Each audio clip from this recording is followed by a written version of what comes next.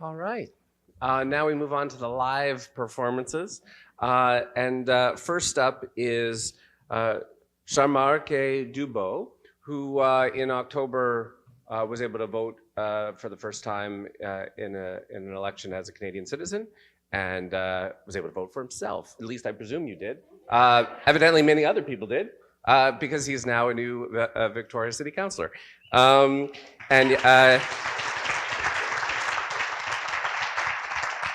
And he's going to be speaking on the permanent residence and the right to vote. My name is SHARMARKE DUBOW, and I'm Victoria City Council. And I'm very grateful to work, live, and organize the Lhuangan speaking people and to call my home. And I'm here today to promote permanent resident vote, but also it's a work that's been done by the Fresh Voices team in mainland. And most of you would know who permanent residents are, but allow me to repeat, permanent residents are folks who took many years before they immigrated to Canada. They are skilled workers, caregivers, refugees that permanently moved to Canada. And they're not temporary foreign workers or international students. According to the 2016 census in Greater Victoria, 7,690 new immigrants arrived between 2011 to 2016. 2,570 chose Victoria as their new home, and 2,905 chose Saanich as their home. And what is unique when you compare the top 5 source immigrant countries to Greater Victoria, to BC and Canada, is the top 5 in Greater Victoria are Philippines, China, United States of America, United Kingdom, and India. And it's different compared to British Columbia. So advocating for newcomers and permanent residents to vote is very important, and allowing them to have access to local government. This is not radical idea. This is not wacky idea. Is actually many countries have given permanent residents to have access to vote. And many cities across Canada are actually looking to that. And many cities in British Columbia took the leadership to have a motion to pass. So I want to give shout out to Westminster taking the leadership, shout out to Port Moody, shout out to Vancouver and any other cities that took the leadership that passed, and in my own city, in city of Victoria. Permanent residents live in our cities. They are our neighbors. They are our doctors, caregivers, every sector of the society. And they are allowed to access all aspects of society except voting. We know historically men with property owners were only allowed to vote. Poor people, women, renters, indigenous people were excluded to have voice and a say what happens to their life historically. It appears sometimes we don't learn from history and we keep repeating history. So this is another exclusion because it takes averagely 5 to 8 years to become Canadian citizen. It's complicated, it's a lot of paperwork, and I was part of the Canadian Council for Refugees for many years. I sat on the board, and if you go to the CCR website, you could see how long it takes to become Canadian citizen and the barriers that people face. So we want to make permanent residents part of the urban family. This is another way to be full family. So it's incentive to increase and deepening our democracy. This is not reducing or weakening national citizenship. It's about engagement, it's about participation, and another venue to engage and integrate people to our community. They would become citizens, and this will increase the vote turnout to other level of government, provincial, federal, when they become Canadian citizens, so that it will increase. We've seen some politicians recently have been using language of other immigrants, refugees, newcomers, and using divisive language, hate-churched xenophobic language, fear-mongering, and spreading misinformation about immigrants. We have the opportunity and the moral responsibility to allow people to live and belong and to be here. So it is actually a very opportunity, and that British Columbia actually could take the political leadership to be the first provincial legislator to catch up with the rest of the world that say that we welcome people here and create more inclusive and welcoming communities so that people could have say what happens to their life. Thank you. Okay, next up is ELVY Del Bianco, from longtime Van City employee. I don't know what your title is there. All I know is that if it's about co-ops, he's the guy you're supposed to go talk to. Here he is. Good morning. Power corrupts and PowerPoint corrupts absolutely, so forgive me for having a few slides up to explain. This is how co-ops are born. We have a community of interest.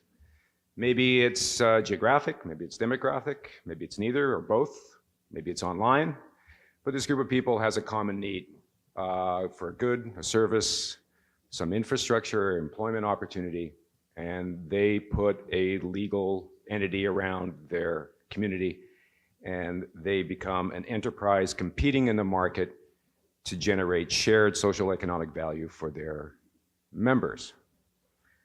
By virtue of this path, co-ops are local enterprises, meeting local needs and keeping capital local, which is, I think, a real challenge these days. And they are addressing real needs. Could be for housing, for finance, food, energy, transportation, or employment opportunities. And they are resilient enterprises. There's been a number of studies done in Canada and now some recent ones in the States and Australia that all show exactly the same ratio, that co-ops are twice as likely to survive as other forms of business. Be they not-for-profit, corporate entities, or otherwise. I've witnessed this myself from my perch at Van City. We've seen a co-op in crisis and doing what we sometimes call circling the drain. And then they managed to reverse that process and pull out. And I've seen this happen on a number of occasions, and it's why. These are communities of interest, and the community rallies to their co-op when the co-op is facing trouble. The members of those co-op need those services and will do what it takes in order to keep them functioning. Some of the co-ops that I'm familiar with and work with, these are all BC examples. Co-ops share a democratic governance, democratic ownership, adherence to the 7 cooperative principles, which I won't reiterate here because I'm sure you know them all. But because they represent and serve very diverse communities, when you've met one co-op, you've met one co-op. Co-ops can be organizations of people or of companies. Co-ops, or both. You can have a consumer co-op or a producer co-op, a worker co-op, or possibly a multi-stakeholder co-op representing all of those people, or other form of co-op. Most co-ops, especially outside of the housing, cooperative housing, are for-profit entities. Some, however, are community service, our way of saying not for-profit. Some are quite large. To name one, Van City, we're a consumer co-op of 530,000 members. The Woodshop Workers Cooperative in East Vancouver has exactly 3 working members, right? Their turnouts at their elections are 100%. But we don't have time, unfortunately, to talk about all of these, but I want to just point out one by way of illustration. The Yeast Van Brewery District Cooperative. Conveniently, the district is a convenient staggering distance from my own home. Is a cooperative of 16 craft brewers and 2 distilleries operating in East Vancouver. These are nominally they're competitors. They're competing against each other, but they have a shared economic need. This is a community of people who are all dedicated to craft brewing and doing it right, but they have a shared need for their economic success. And they also share an ethic in terms of how they produce their goods. And they were already working together in some fashion, but a little too much money was going around. They said, like, we should incorporate this thing, and they've done it as a cooperative. Right now, the objectives of the cooperative is just to market the group.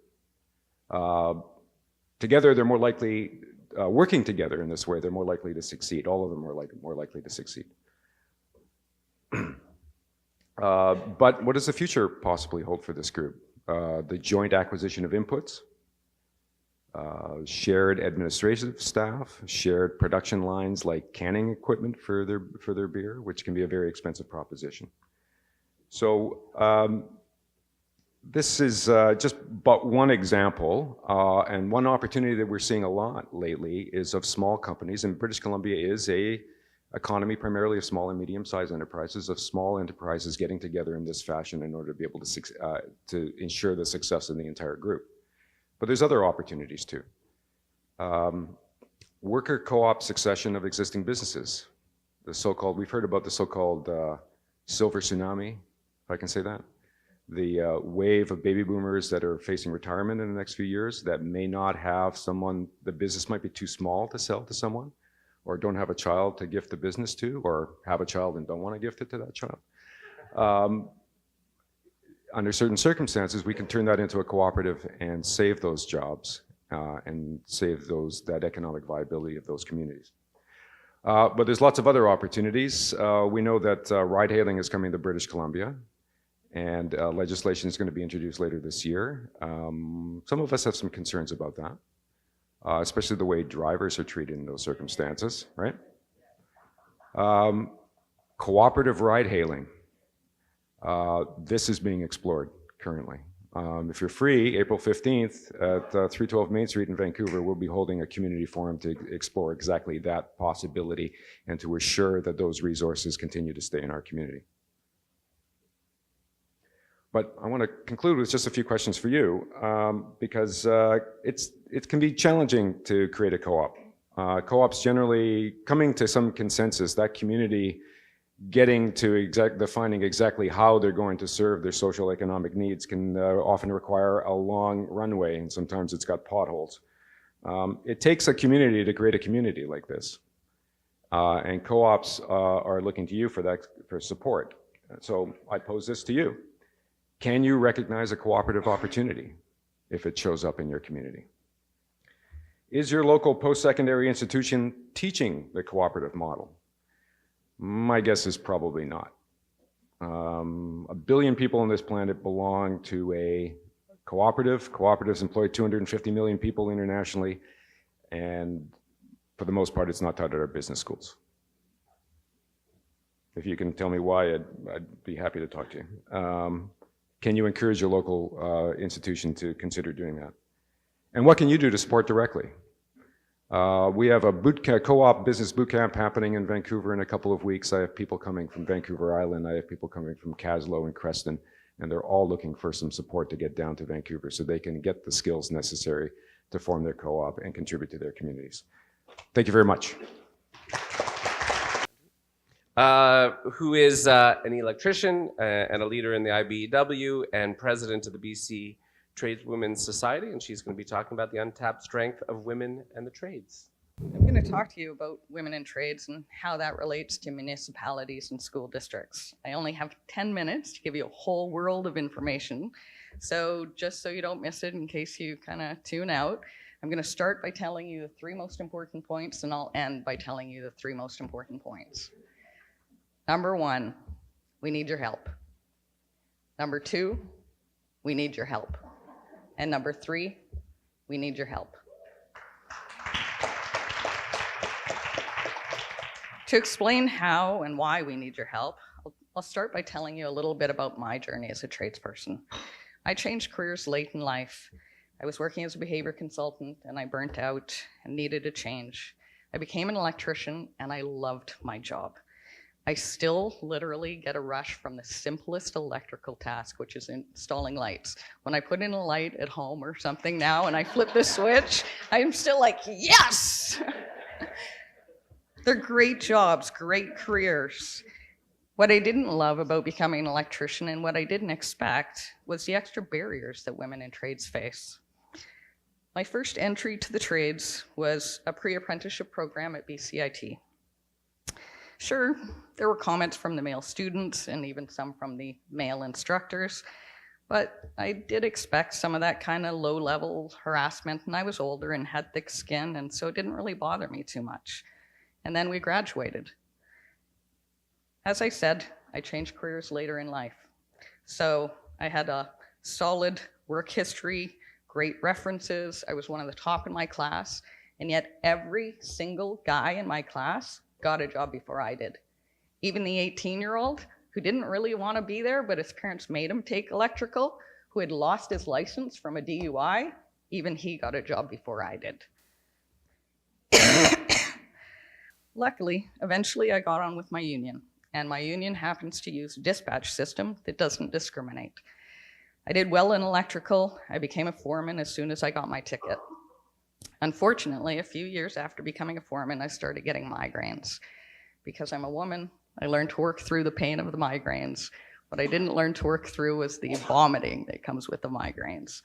And unfortunately, as a foreman, if I wasn't able to go to work, my guys weren't able to go to work. So I realized I needed a job with a bit more flexibility where there wasn't a crew relying on me. And so I applied at a variety of municipalities and school districts.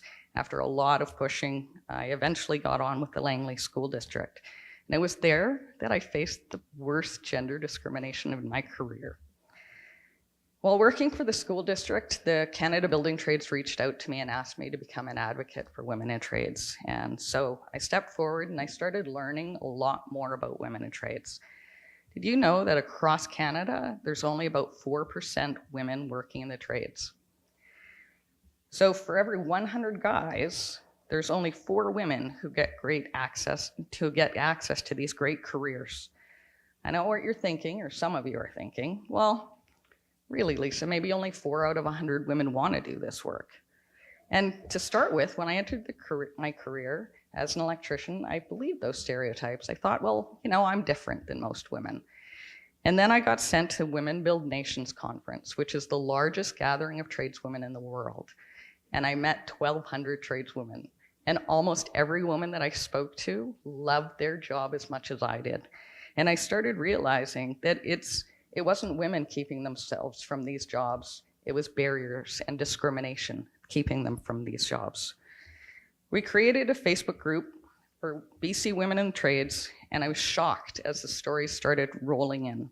Stories about companies who are still willing to state out loud today that they don't hire women.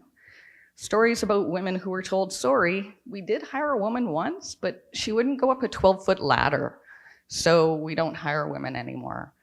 And I know I've worked with guys as an electrician who are scared of heights. It didn't keep them from hiring men. More and more women shared tips on how to get interviews, like change your first name. Either use your initial, or if you can make your name more gender neutral, make it. So, for example, if your name's Christine, use Chris on your resume. Consistently, women who used these tips got more callbacks.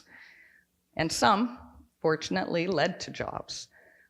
But I was shocked at the number of women who got callbacks because they changed to a gender-neutral name, where the person on the phone, once they realized that Chris was really Christine, would literally hang up on them. Still today. I told you, at this point, some of you might start wondering, okay, yeah, that's tough, but I'm a city councillor, or I'm a school board trustee. So really, how does this have anything to do with me? And I can tell you, every municipality and every school district hires tradespeople and hires contractors to do trades work. I told you that the national average of women in trades is 4%. Do any of you know what the percentage of women working in the trades in your municipality or your school district is? Probably most of you don't know.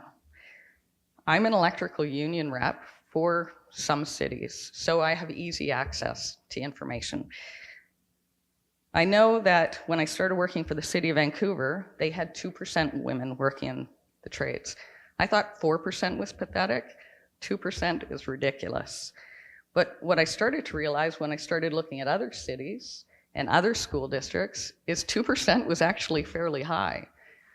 The city of New West, not to throw you under the bus, but I'm also a rep for their electrical department. Anyone want to guess how many women are working for the city of New West electrical department?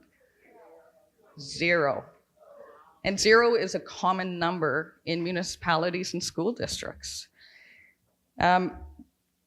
This city of Vancouver also has no women working in their electrical inspectors and technicians. So it's not just trades, it's jobs that move up from trades. A journalist from the Star did a great article about this and attempted to get numbers from municipalities. And the city of Surrey provided her with numbers, but they were elevated. The city of Surrey told her that they had 13% women working in trades. And I tell you this because when some of you go back home and ask for numbers, you're going to get numbers like 13%, and you're going to think, wow, that's great. But you need to make sure you're asking the right question.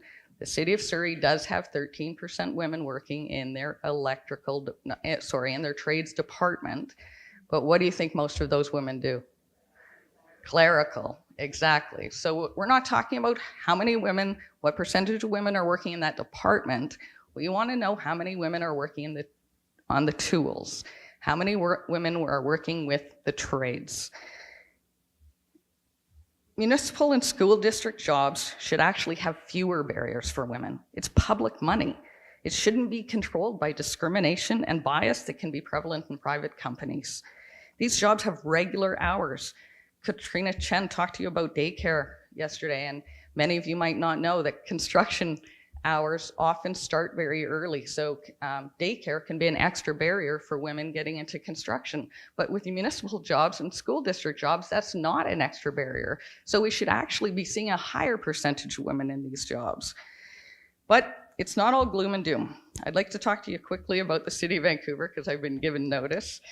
2 years ago, the city of Vancouver unanimously passed a gender equity strategy. Now you can think, wow, that's fantastic. Gender equity strategy, that must have impacted everything. It did impact things at a very high level. The city councillors, as we know, are predominantly women.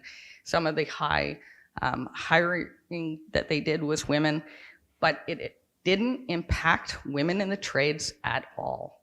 And so I started pushing and started pointing it out, and luckily they hired a new city manager in the engineering department, and she was a woman, and she was a woman who became a champion on this. Under her direction, I was at a meeting about 4 months ago now, and she was asking the city manager, who's a much lower level, who's in charge of hiring, and they were hiring for 3 positions in electrical. And she had already given them clear direction that she wanted priority hiring for women. And so she said to him, you know, how many women are we interviewing for these 3 positions? Well, we're interviewing 1 woman. That 1 woman was a resume that she had passed on to him. And when she asked him how many women applied for these positions, he said that it was only the 1 woman who had applied for this position. Luckily, I was in the room because she had put me in the room, and I could tell her and tell him I personally knew 4 women who had applied for those jobs. So This discrimination that is happening in your cities, in your school districts, is blatant, and it's there. And what we need is for you guys to go back and just ask the question, how many women do we have in the trades? Start by just shining a flashlight and ask the question on a regular basis. So to sum it up quickly, 3 points. We need your help. We need your help. We need your help. Next up is KALEB Child and Scott BENWELL. KALEB is the Provincial Director of Indigenous Education at the Ministry of Education, and Scott is the Superintendent of Schools for the Gulf Islands, and they are going to be speaking on education, equity, and reconciliation. Gila kasla, anit mukti, ahamasla lilkulate, anugla muskamzi, gayutanlak tachis, gayutanlak aquagios,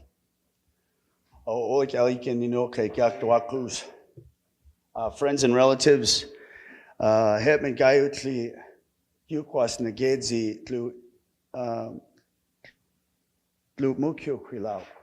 I'm from the house of Hereditary Chief George Hunt and his wife Mary, from the community of Tachis, the Kwagil First Nation on northern Vancouver Island.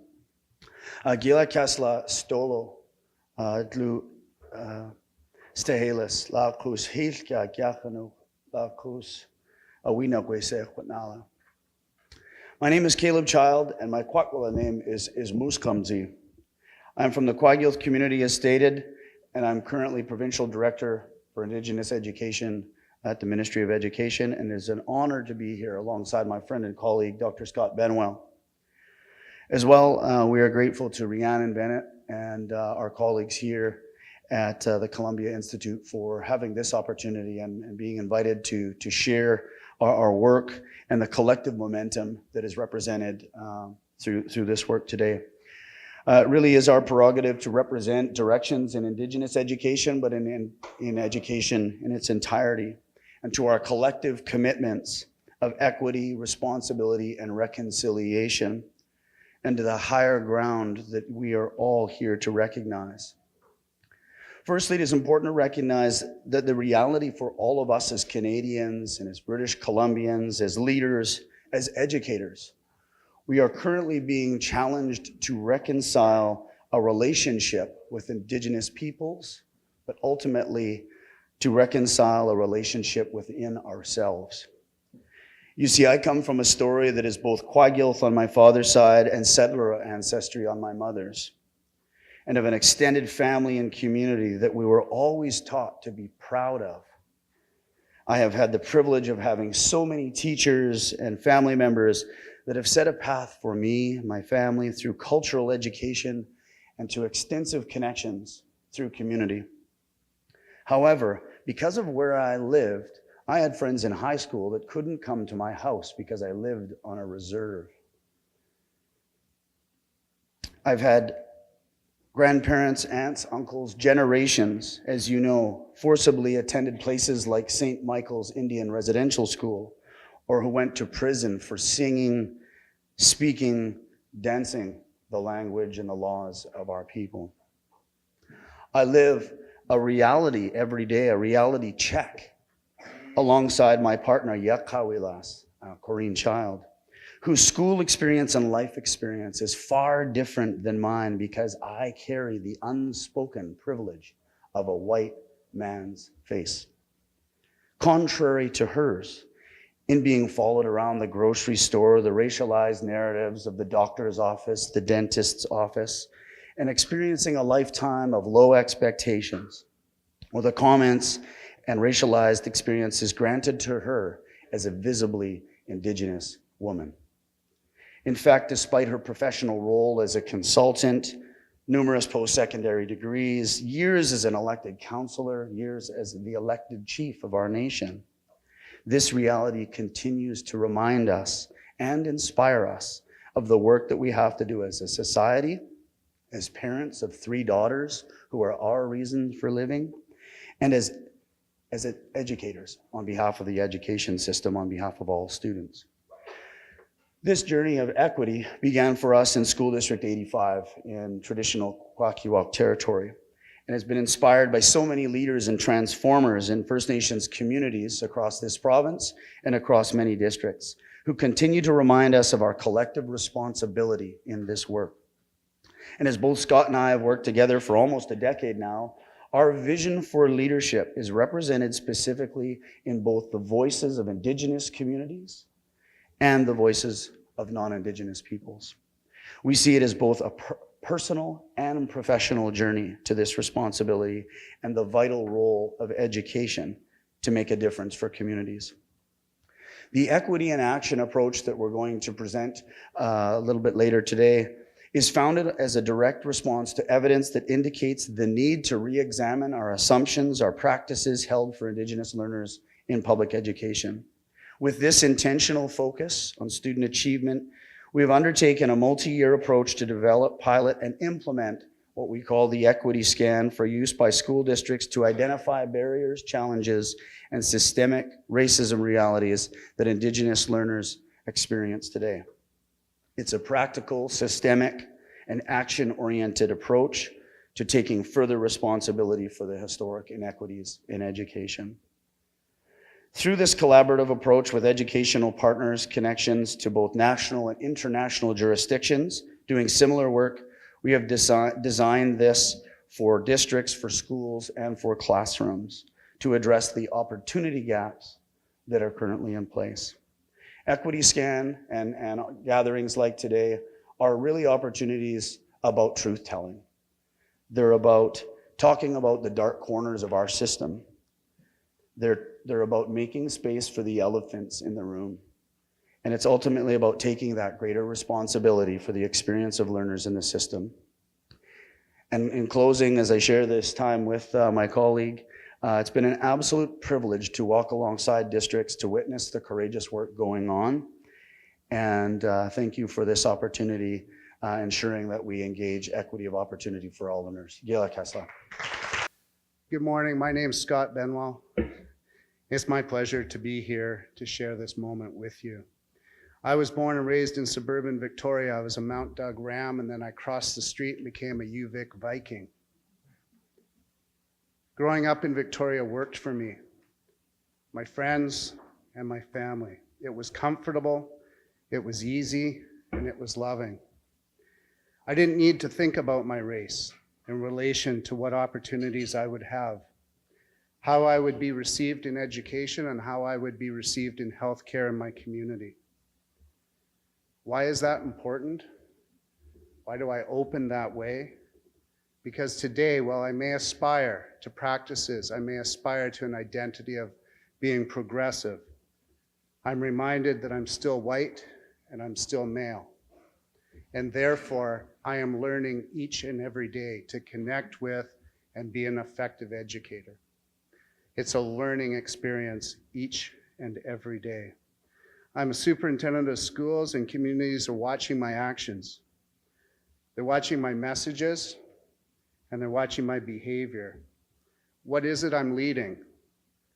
Who am I in the eyes of my own kids and grandkids? And what will they say I stood for? I followed in both my mom and dad's footsteps and became a teacher trained in Victoria. What I didn't anticipate was that my real education was going to start when my wife and I moved to Bella Bella. That's where I truly began my experience of becoming an educator. The experience and the guides and mentors I met showed me that success as an educator is about who you are willing to become, what you believe in, and what you are willing to change about yourself and your profession.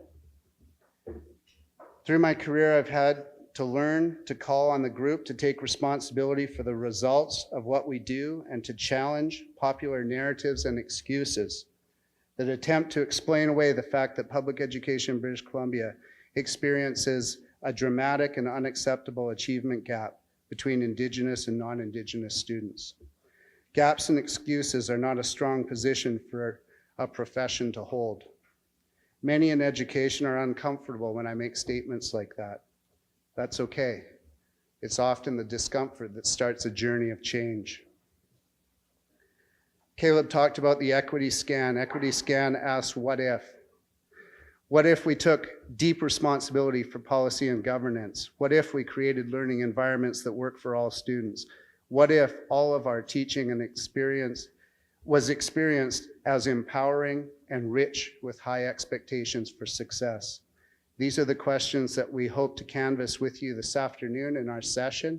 This is the journey of Equity Scan in British Columbia. It's my honor to be doing that work alongside my friend and colleague KALEB, and on behalf of learners across British Columbia. Thank you.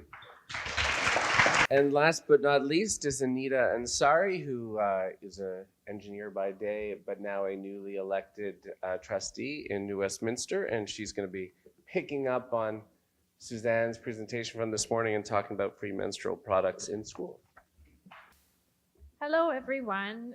So I'm ANITA ANSARI, and I'm the Vice Chair of the New Westminster School District. I'd like to thank the High Ground organizers for having me here today. It is an honor and a privilege to be speaking to you about our district's menstrual initiative. Now, I realize that I'm standing between you and your lunch, so I will be brief.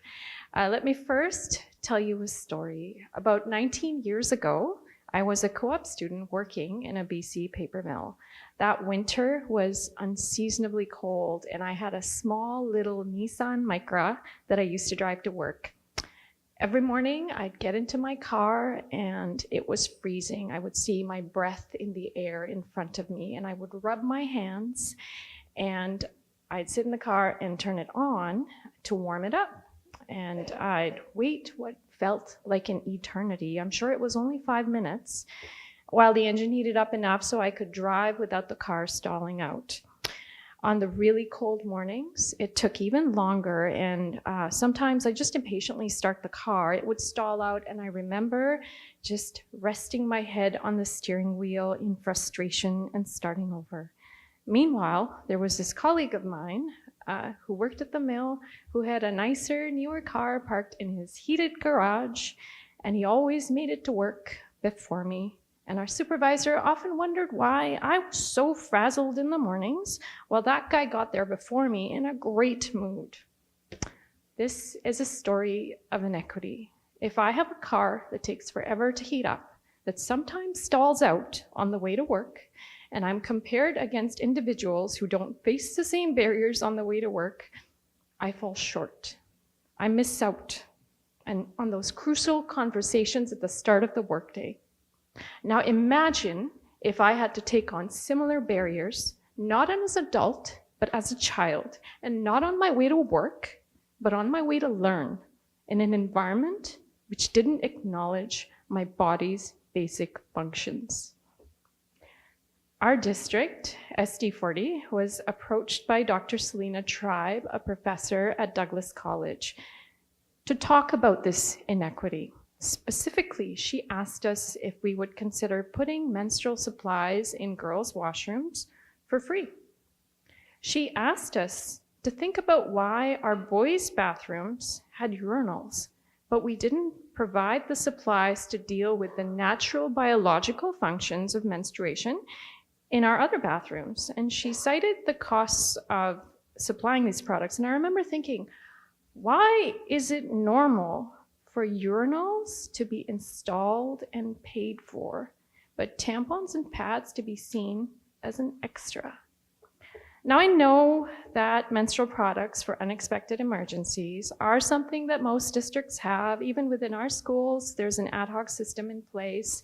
So if you are a student and your cycle suddenly disruptively starts up, you can go to the secretary and she can tell you who to go see, and you do this treasure hunt for supplies, and you eventually get to them. But these are barriers. Nearly 1 in 7 Canadian girls have missed school because of their period-related barriers. This is time they could have spent learning and being on their educational journeys, but instead, they're like me, stuck, heating up their car in the cold while they get lapped by others who don't have to deal with these barriers. So our district looked into the cost of providing these period supplies in all our schools and the cost of installing some 30 dispensers, which is adequate for a district of our size, we're not very large, and filling them with tampons and pads and the labor that was required for the job came to an estimate of $9,784. I'm an engineer, I love numbers. The ongoing estimate for restocking these products annually was about $7,000. Now, this in relation to our 2019 budgeted revenue is 0.009%. If our district had $1,000 to spend, we are talking 9 cents. This is what the cost of leveling the field for our girls is estimated to be. To our district, this is absolutely worth it. Equity and inclusion are values that we've pledged to uphold in our district. I didn't cry, technically, I did not cry.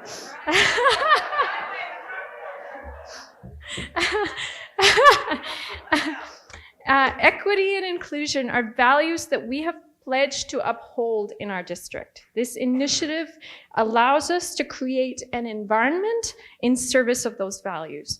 We want our students to have equitable access to education, even if their families cannot afford period supplies. We want to destigmatize menstruation by making period supplies as common in our bathrooms as the soap and the sink. We believe quite strongly in this initiative, and we are taking it to the BCSTA AGM as a motion titled Funding to Supply Free Pads and Tampons in BC Schools to advocate and support this change for districts outside our own.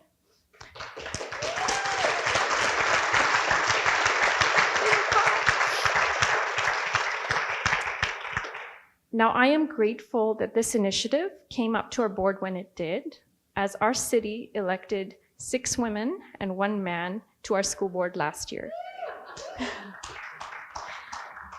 I don't know if we would have had the same conversations and lived experience if our board had a different makeup. What I do know is that we unanimously voted to remove this barrier to allow our students equitable opportunities to succeed in their education.